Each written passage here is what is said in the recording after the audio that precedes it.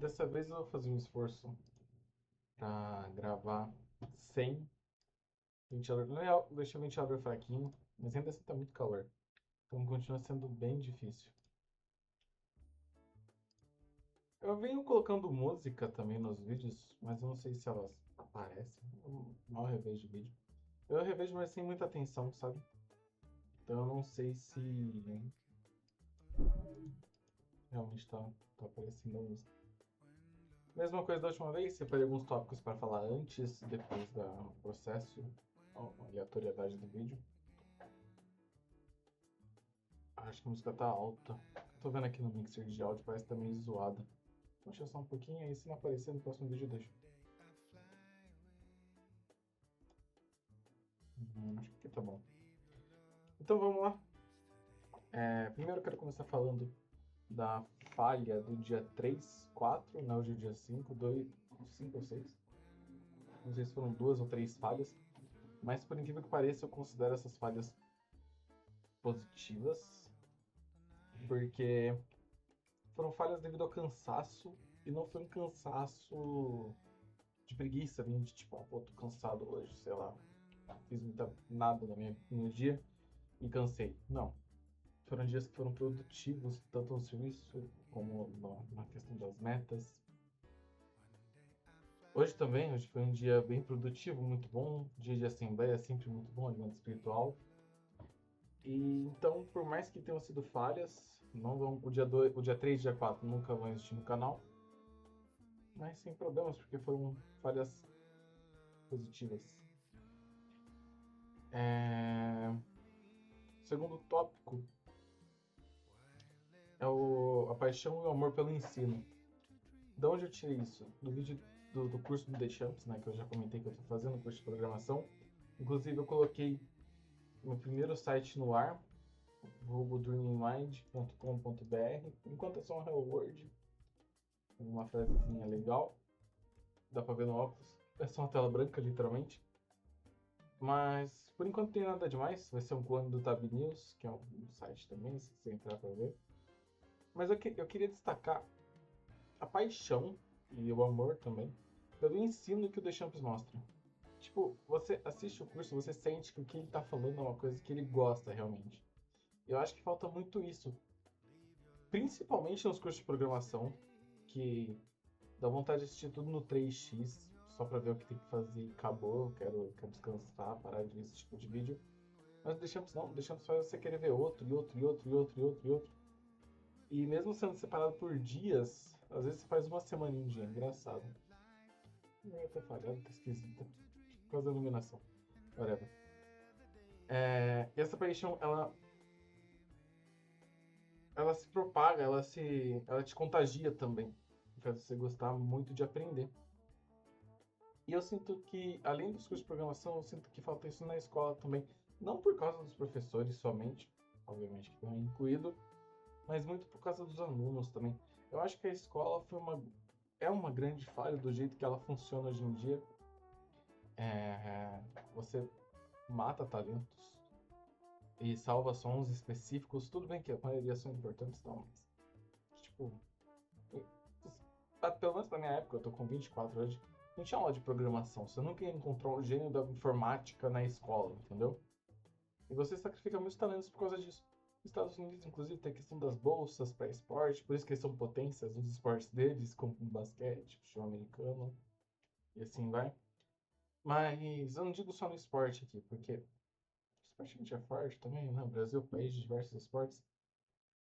Mas você nunca vai achar gênios em partes mais específicas. Qual seria a resolução disso? Não faço ideia, não é meu trabalho achar uma solução, mas eu acho que o sistema falhou, né? O sistema escolar falhou, e que você colocar uma pessoa para ensinar uma coisa fixa, né? Que é o que está no livro da escola, é ruim, porque você corta a paixão da pessoa, você corta o possível entusiasmo dos alunos, porque se eu sou um professor de história e eu tenho que ensinar alguma parte da história que eu não gosto, seja por convicção, seja por sei lá o quê, eu não vou demonstrar a paixão que deveria. Isso passar para os alunos também. Eles vão achar que aquele tema não é importante, sendo que todo tema é importante dentro de determinado contexto. Voltando, qual a solução? Não tenho ideia. Ah, não sei o que faria para consertar isso, mas acho que falta paixão. Eu acho que a paixão ela é muito. Ela é retirada dos professores por causa da falta de interesse, principalmente dos alunos. Se eu fosse um professor e entrasse numa sala, tipo, que eles não quisessem, né, dar atenção, não quisessem realmente aprender sobre a matéria do qual eu estou passando, do qual eu amaria, eu não sei se eu teria a mesma paixão para ensinar. Talvez no começo, sim. Por isso que talvez os professores mais novos tendem a ser mais preferidos pelos alunos. Mas é difícil, cara. Imagina, você tá com todo entusiasmo falando de algo que você gosta e a pessoa tá assim, você, dormindo, mexendo no celular. Coisa do celular foi proibida, achei um baita acerto. Entendi. É por isso que falta muito essa paixão, esse amor pelo conhecimento, essa filosofia. Segundo, segundo tópico aqui tá razão contra emoção. Esses tópicos são antigos, então por algum motivo eu não lembro o que eu ia falar aqui, mas por ser um tópico meio geral, dá pra falar alguma coisa. Eu vi uma frase hoje que fala que. Ah, lembrei de algumas coisas que eu queria falar. Eu vi uma frase hoje que a razão deveria ser escrava da emoção. Não me lembro quem falou, não me lembro onde eu ouvi. Não concordo. Eu acho que tinha que ser o contrário, a emoção tinha que ser a escrava da razão. Inclusive porque você consegue ser muito mais produtivo quando você está agindo mais pela razão do que pela emoção. A emoção normalmente só atrapalha, né? Não que seja uma coisa negativa, mas atrapalha, querendo ou não. Se você tá com. Vamos. Igual eu falei, né? A questão do amor, da paixão, pelo próprio tema do qual você estaria fazendo. Se você não tem esse sentimento, se você não tem essa emoção, atrapalha.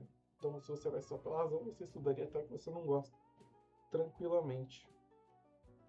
E eu acho que isso está muito ligado ao ser livre, né? O que é alguém livre? Porque por mais que a gente imagine que depois do fim da escravidão, por mais que exista a escravidão moderna, inclusive subempregos, escravidões, a gente se considera livre por poder, entre muitas aspas, fazer o que a gente quer, né? Óbvio que se tiver contra a lei, etc., você não pode fazer. Mas será que isso é liberdade mesmo, sabe?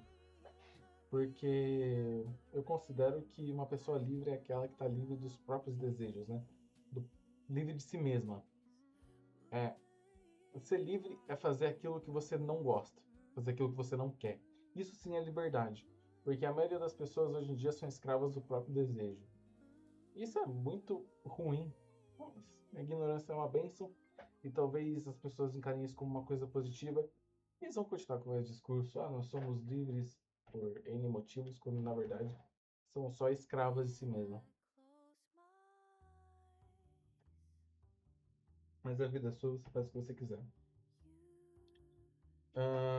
Eu terminei o Hábitos Atômicos, baita livro, baita livro. Por mais que eu tenha demorado quase um ano para terminar ele, porque eu não consegui aplicar a maioria das coisas, por N motivos também.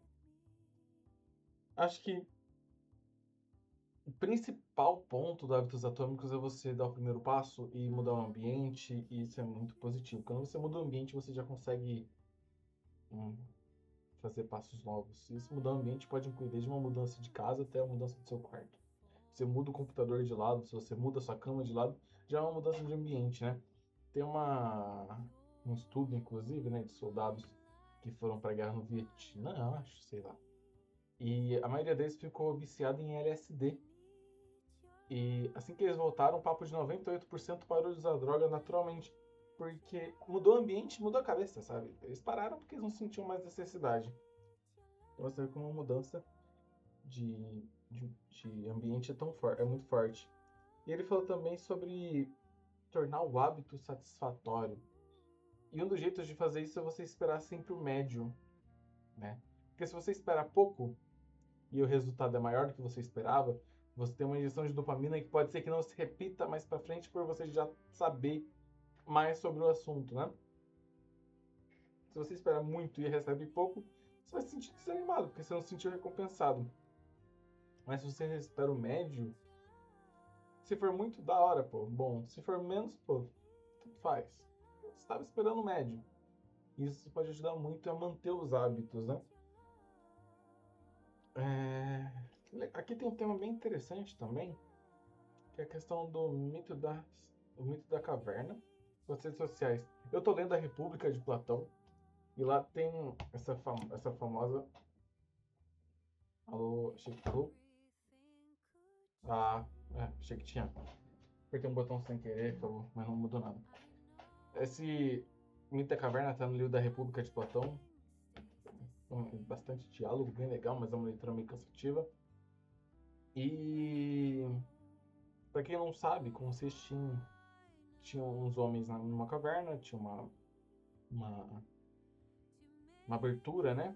Que eles viam as sombras do pessoal de fora, todo mundo se mexendo e tal, aparentemente feliz, né?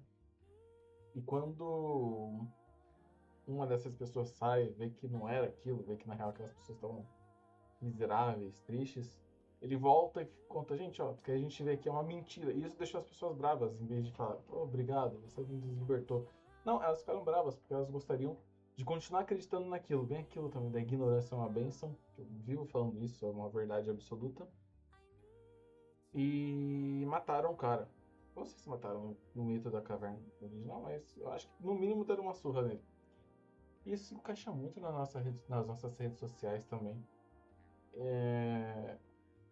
Pô, N coisas, sabe?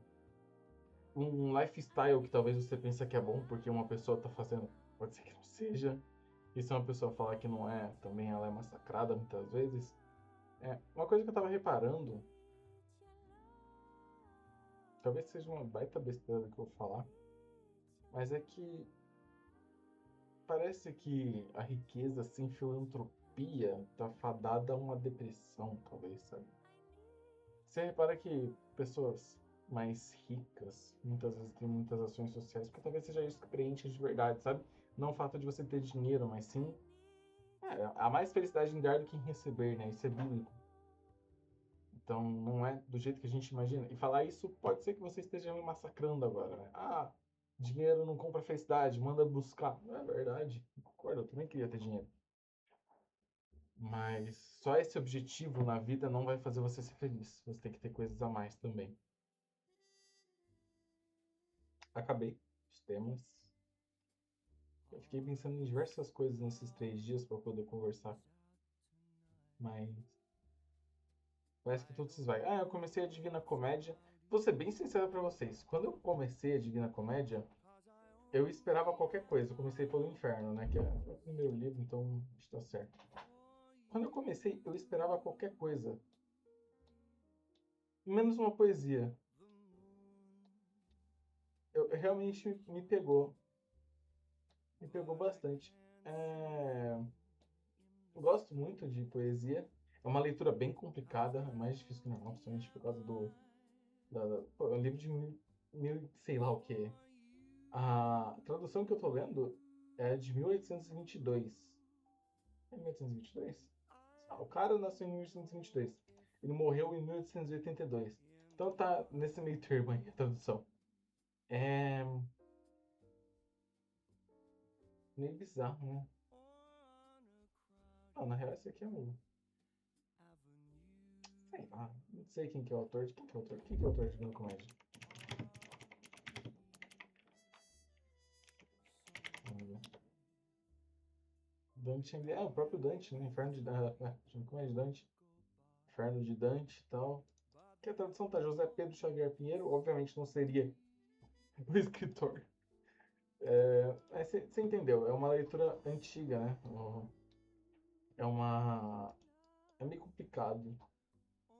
Não que não seja boa, é muito boa. Uma leitura bem da hora. E, igual eu falei, eu não esperava uma poesia. Mas eu tô gostando, tá bem legal.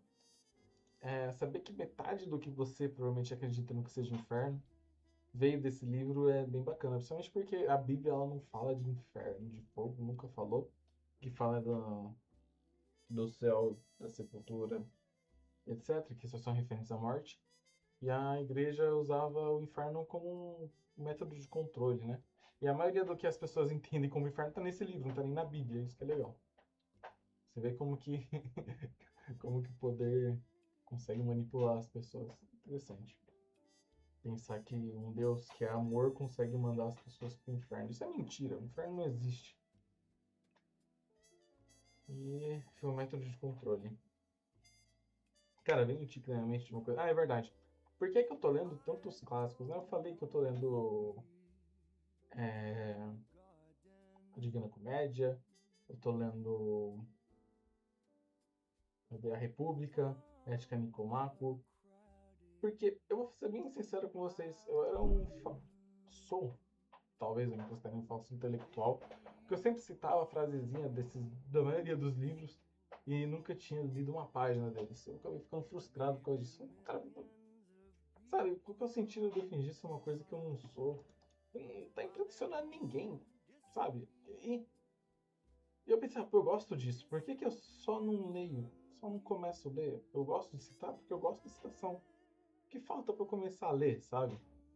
E é por isso que eu voltei a ler. Comecei a ler eles, né? Esses clássicos. Porque eu acho que eu vou me divertir muito mais lendo eles e ficando quieto do que falando frases por aqui e ali sem saber o contexto geral. É interessante isso, cara. De verdade. Eu acho que a maioria das pessoas é assim, inclusive.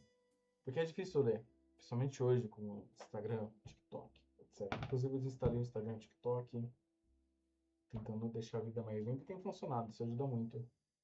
Mas, cara, se livra disso aí. Se você gosta de coisas assim, mostra que realmente gosta e vai atrás. Porque vale a pena. Vale muito a pena. Sobre o xadrez, pô, hoje eu dei um couro no cara, dei até um brilhante nele. Eu sacrifiquei uma torre para ganhar uma torre também, ganhar mais material depois com a dama. Meu rating subiu, tipo, 10 pontos. Tô jogando mais consistente, não tô jogando mais tanto, né? Tipo, uma partida atrás da outra.